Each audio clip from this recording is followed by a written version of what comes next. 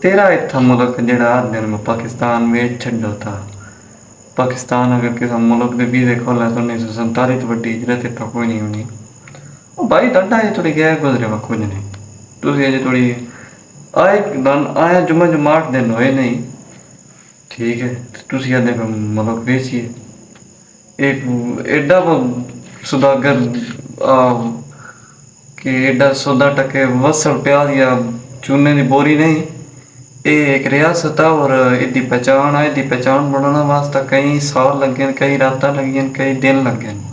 ठीक है, जिस वक्त पाकिस्तान बनिया है उस रात यानी कि 13 अगस्त 1947, और ये नहीं कि सह गया सारे मुसलमान थे, सुबह उठे हो जी आज़ाद हो गए, जैसे आज़ाद हो गए शादी नारे लाओ तू दुनिया बाजी बजाओ ना।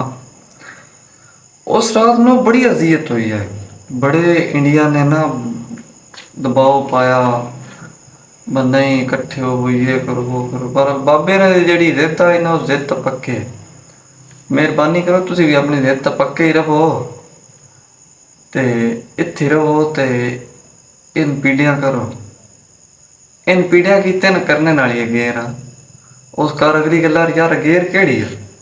अगेर ता ही है अजकल जित पट्टियां चली आर पासे बा इन वेच छड्डो, यूके दे वीज़े खोलो, 1947 वड्डी इज्जत को नहीं होनी। भाई जिन्ना इत्थे लाए हो ना अपने, जिन्ना अपनी जिंदगियां सर्फ कीतियां इस मुल्क वास्ते, उन्होंने अग्गे एक दफा पोला जहा नाम ही लै छड्डो भला भाई इज्जत करनी है।